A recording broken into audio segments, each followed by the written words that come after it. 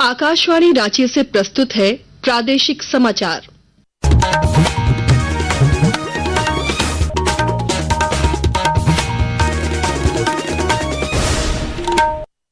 नमस्कार, प्रादेशिक समाचारों के साथ मैं आसिया नाजली। पहले मुख्य समाचार। पश्चिम सिंहभूम जिले में सुरक्षा बलों और नक्सलियों के बीच हुए मुठभेड़ में खूंटी निवासी जवान सुनील कुमार धान हुए शहीद। राज्यपाल और मुख्यमंत्री ने दी श्रद्धांजलि। मुख्य चुनाव आयुक्त ज्ञानेश कुमार आज रांची स्थित दशम फॉल जलप्रपात में भौगोलिक रूप से कठिन और दुर्गम इलाकों में काम करने वाले BLO के साथ करेंगे संवाद। रांची व्यवहार न्यायालय स्थित NIA कोर्ट के जज को जान से मारने और जेल ब्रेक की दी गई धमकी। पुलिस ने प्राथमिकी दर्ज कर शुरू की जांच। राज्य में 6 जिलों को छोड़ आज भी बारिश की संभावना। मौसम विभाग ने जारी किया येलो अलर्ट। और JSC अंतर जिला अंडर 16 क्रिकेट टूर्नामेंट में पलामू ने बोकारो को 8 विकेट से हराया। और अब समाचार विस्तार से। झारखंड में पश्चिमी सिंहभूम जिले के जराईकेला थाना क्षेत्र में तलाशी अभियान के दौरान नक्सलियों के साथ मुठभेड़ में झारखंड जगुआर का एक जवान शहीद हो गया, जबकि कोबरा बटालियन का एक जवान गंभीर रूप से घायल हो गया है। राज्यपाल संतोष कुमार गंगवार और मुख्यमंत्री हेमंत सोरेन ने शहीद झारखंड जगुआर के जवान सुनील धान के निधन पर गहरा दुख जताया है। राज्यपाल ने कहा कि ईश्वर शहीद सुनील जी की आत्मा को शांति प्रदान कर शोकाकुल परिवारजनों को दुख की विकट घड़ी सहन करने की शक्ति दें। उन्होंने सर्च अभियान में घायल एक अन्य जवान के शीघ्र स्वास्थ्य लाभ की भी कामना की। इधर पुलिस महानिदेशक अनुराग गुप्ता ने कहा है कि झारखंड में नक्सलियों के खिलाफ यह अंतिम लड़ाई है। कि हमारी एक कोबरा की 203 की टीम जंगल में निकली थी और ये छोटा नागड़ा और जराईकेला के बीच के बॉर्डर एरिया में एक वहाँ पे राधा पोड़ा बोल करके एक हमारा बेस कैंप है और उसी के ऊपर एक ब्लास्ट हुआ। इसमें एक CRP का जवान घायल हुआ, उसका नाम है विष्णु। और जब उसको लाने के लिए एक JJ झारखंड जगुआर की टीम गई तो उसमें एक माइन ब्लास्ट में हमारा एक जवान मारा गया। बहुत दुखद घटना है और वो जवान हमारा जैप 3 का था और ये अंतिम लड़ाई है नक्सल के विरुद्ध। झारखंड में हम लोग लगे हुए इसमें और ये जो बचे खुचे लोग हैं इनको हम लोग खत्म करेंगे, इसका बदला हम लोग लेंगे।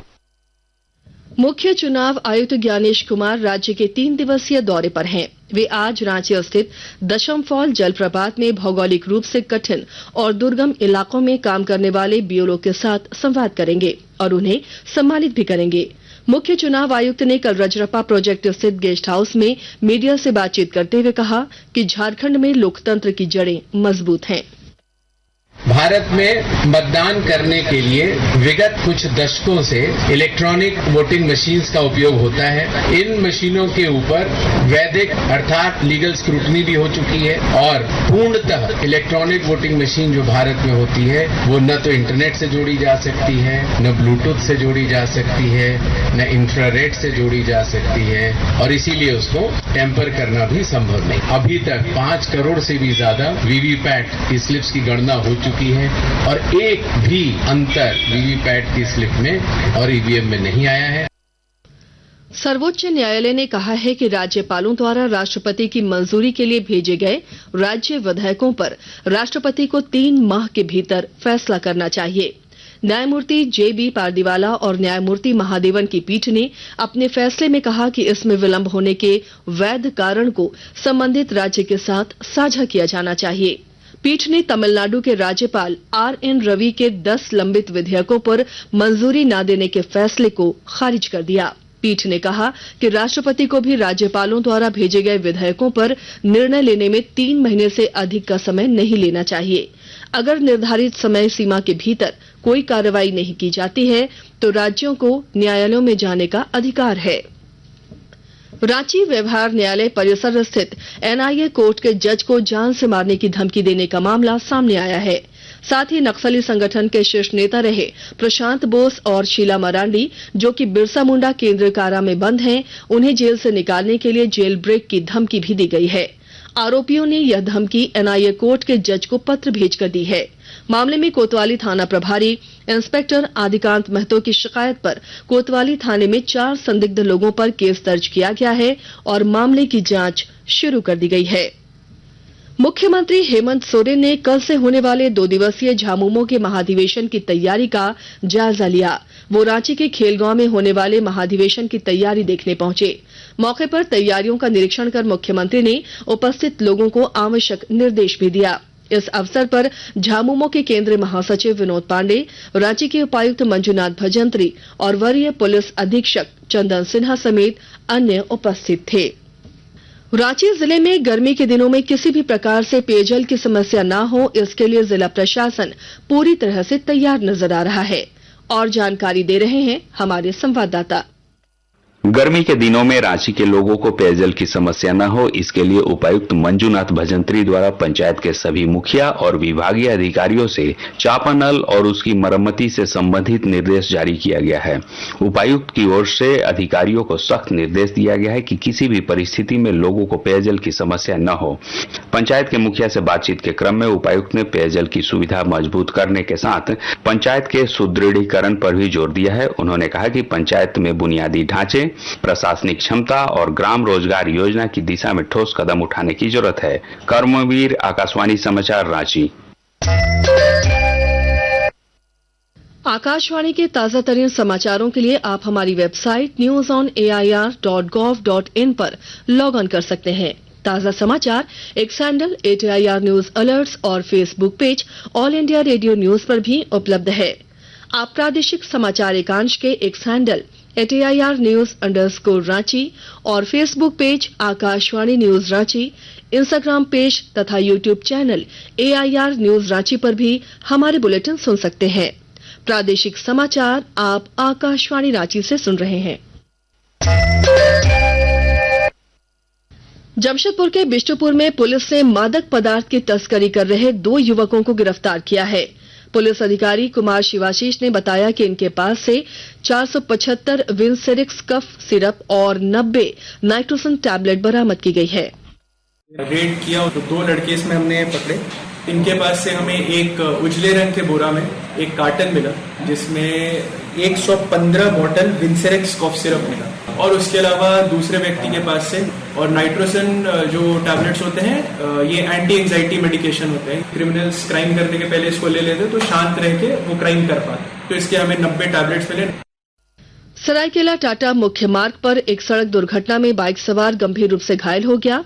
उसके सिर में गहरी चोट आई है। स्थानीय लोगों की मदद से घायल को अस्पताल भेजा गया।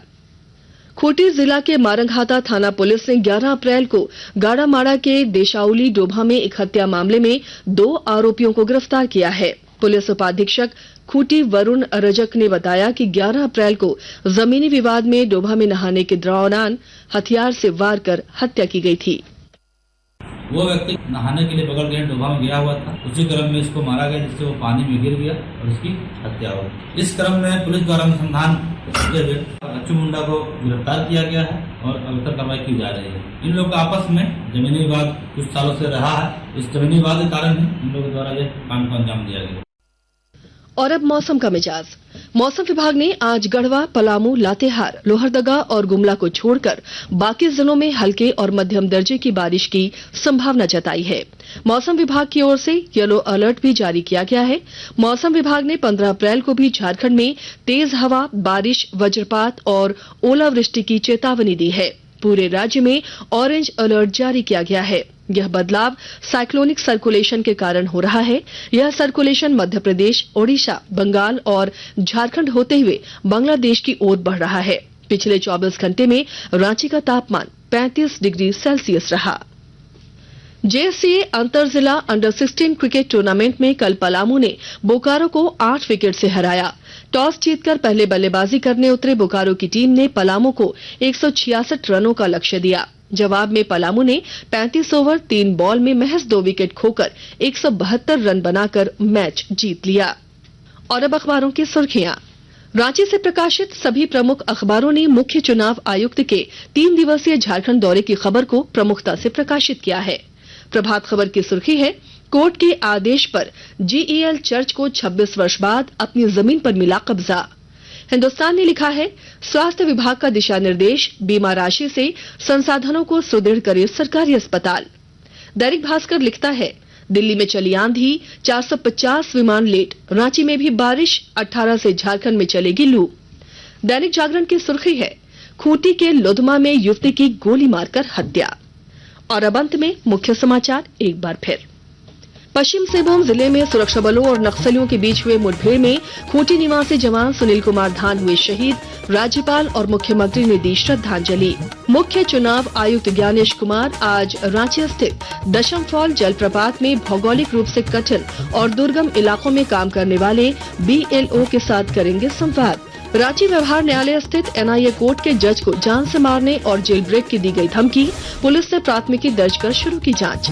राज्य में 6 जिलों को छोड़ आज भी बारिश की संभावना। मौसम विभाग ने जारी किया येलो अलर्ट। और JSC अंतर जिला अंडर 16 क्रिकेट टूर्नामेंट में पलामू ने बोकारो को 8 विकेट से हराया। इसके साथ ही आकाशवाणी रांची से प्रादेशिक समाचार का ये बुलेटिन समाप्त हुआ। अगला प्रादेशिक मुख्य समाचार 10 बजे प्रसारित किया जाएगा। नमस्कार।